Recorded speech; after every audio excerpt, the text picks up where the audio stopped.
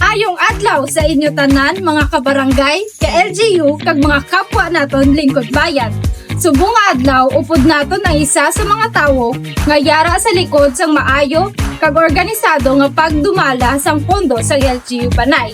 Latawon naton kung ano ang ilang nga best practices, ano ang unique sa ilang nga sistema, kag kung paano nangin epektibo ang pagpadayon kag pagpatuman sa ila public fiscal administration.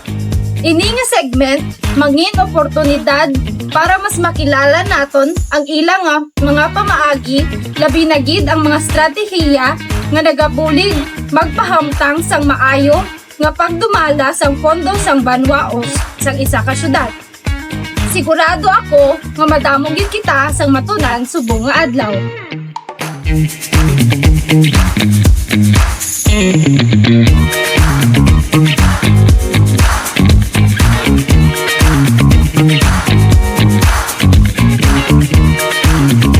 Subong, nakita sa gwa sa budget office ng LGU Panay.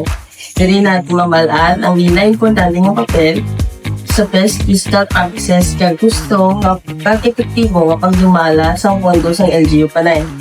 Dali na kag musuldan.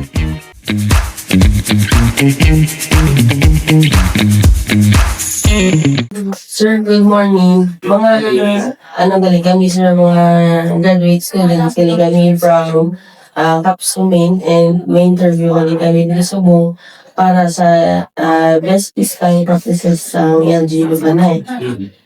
So, pwede naman sir mabala na imong name and ang imong position dito sa LGU Panay. Okay, good morning na sa inyo. I am Jeremy Buenvillida Gabunas, currently holding some Budget Officer 1 position under some Municipal Budget Office, and currently I'm also the Local Youth Development Officer designated sa ating local government unit of Manila. Yes, sir. So, kumangkot lang kami sir. So, ano mga innovations nga ginimo ni LGU Panay para nga mangin madasig ang maging madasig or maging responsive ang mga services sa atin. Currently, no, we are this year we are converted as second-class municipality, no, sa Bucos na Capiz. And some of our innovation, so mostly kid ang main gid nga goal kag vision sa aton nga banwa is nag-focus gid sa mga infrastructure projects nato. So mostly gid ang mga construction sa aton mga development buildings nato in terms sa aton nga economic kag sa aton nga social kag ang iban pang projects kag development diri sa aton. So ang mga ginapanghimo gid naton subong mga practices naton nga ginahimo in order to provide more basic services sa aton mga kumuloy or sa aton community is subong nag-undergo kita sa aton nga revenue code sang revision in terms sa mga fees and charges naton. It's because ang isa gid ka factor naman nga need nga na para maka-provide kita sa better basic services subong sa aton nga banwa is ang aton nga appropriation or budget. So currently, we are 90% dependent or NTE dependent, no? So mostly mostly sa aton nga mga projects is funded under sa aton nga national tax allotment nga gina-download sa national government sa amin. So ang roughly na 10% is from our locally sourced income. Mga business permits, fees naton, local charges, so dapat, so ini kita isa ka ways naton nga nag-revise kita sa aton na revenue code in order nga hindi man mapasaka ang mga fees pero dapat mas standardized na kay hindi na siya updated para makakolect makita enough na local source collection para makaprovide kita sa development projects pag-if sa aton bayan.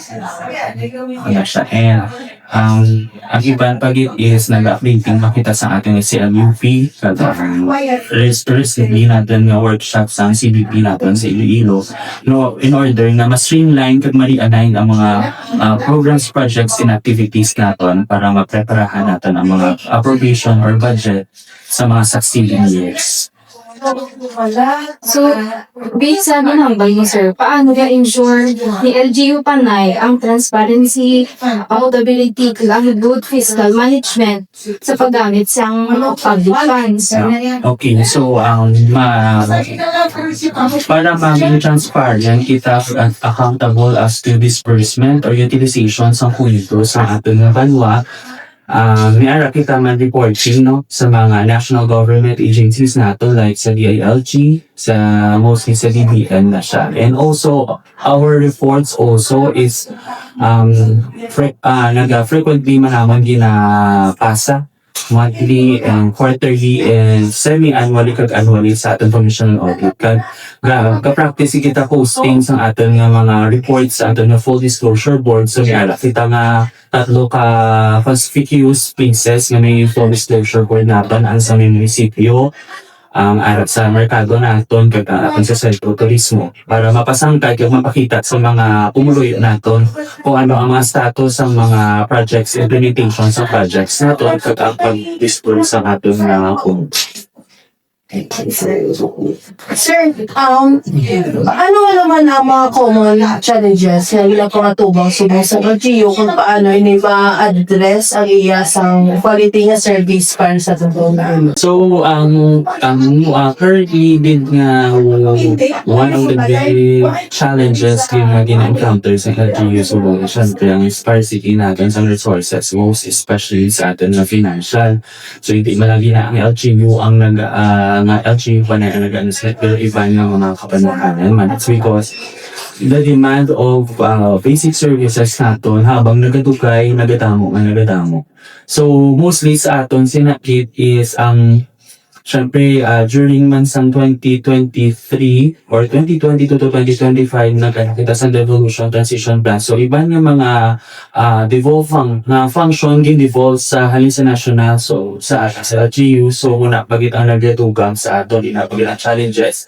Besides nga, may yearly nagataas ang atong NTA, pero ang gina-download ni increase na dugang sa aton nga pundo, hindi enough sa mga devolved functions. So, nag-a-adjust kilang aton LGU. Muna din siya ang number one natin nga challenges kung paano natin mapaigo-igo ang appropriate na budget for the current year in order to provide all those priority PPAs sa ating munisipyo. So, may nabalaan kayo sir mga awards or donations sa nga ginhatag sa LGU Panay about sa good governance and best fiscal practices? Mostly no sa mga current administration we are one of the awarded man sa SGLG no sang aton and for consistent man nga year naging good financial housekeeping man kita, financial housekeeping na awardee sa Bilonga Copies. So ina siya represent or nagapakita sa aton nga maayo ang aton nga good ang atong financial condition diri sa aton sa munisipyo. And also ang aton man nga accounting office man no through the leadership ni Ma'am Maria Cristina Flores Rapunda, awarded man na siya sa FALCA sa mga as to sa mga accomplishment as of financial sa aton na siya dayon. Subong naman kita nga magaing try kit nga maka-join luwat sa SGLG and hopefully no nga maka-raog naman kita pag maging eligible na kita for that. Galing ito was na hindi na siya yearly nga assessment, ito di term-based. So muna ang mga focal person subong nag-amat-amat, nagitsang hikot sa mga papeles in order for the next assessment na dali maka-amat-amat na kita complete. Muna. So, paano ini sir ng mga accomplishments maka-motivate sa teams ang LGU Panay para padayon nga mag-improve ang service nga ilahatag sa community? Actually, besides nga, gini siya maka-motivate gini siya sa amon, it's because do pay off siya no sa aton nga mga services. It's besides nga, that's our daily routine, aton roles and responsibilities. makamotivate siya as to emotional, no, and mentally. It's because the pay off siya ang mga ginaubra natin ng mga roles and responsibilities in order to fulfill not only man sa level nato di sa munisipyo but also to comply the necessary requirements, necessary nga mga ulubrahon sa national government. So, thank you, good sir, sa imo time sa mo. So, mas madamo kita na balance mo about sa best practices and ang mga activities nga related sa good governance dito sa LGBT. Thank you so much, sir. Thank you very much. Adamo ganyan salamat sa inyo pag-upod sa sini nga segment. Nalipay kami mapaabot namon ang tapat, transparent kag responsible nga pagdumala sa pondo para sa progreso sa banwasang Panay. Tani, makabuli kit ini nga segment sa pagpaintindi sa ginatawag naton nga good governance.